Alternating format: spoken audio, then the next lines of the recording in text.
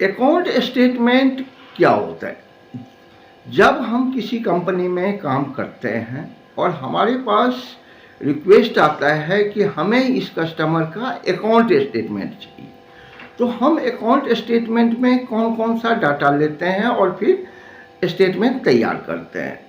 तो देखिए, जब हम कस्टमर का अकाउंट स्टेटमेंट बनाते हैं तो हमें कस्टमर से रिलेटेड जितने भी डाटा होते हैं वो सारे डाटा को कंसोलिडेट करके और फिर जाके डिटेल के साथ में और एक समरी रिपोर्ट बनाते हैं, जिसमें हम क्या क्या डाटा लेते हैं।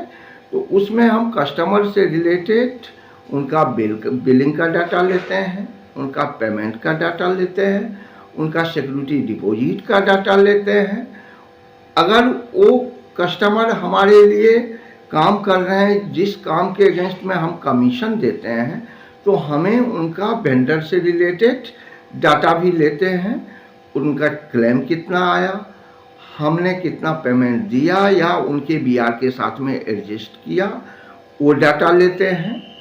साथ में अगर उन्होंने जीएसटी पेड नहीं किया है तो जीएसटी का डाटा भी उसमें लेते हैं कि आपने ये डाटा नहीं लिया, इसलिए कि ये डाटा हम आपको डेबिट करेंगे, या तो आप जाके जीएसटी भरें।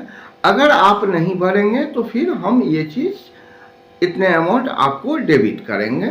तो जीएसटी का डाटा भी लेते हैं और फिर सारे डाटा को मिला के फिर उनको एक समरी बना के फाइनल बताते हैं कि हमारी कंपनी का आपके पास इतना रेवेन्यू है जो आपको पे करना है, जिससे हमारा आपका बिजनेस आगे आसानी से चलता रहे स्मूथली।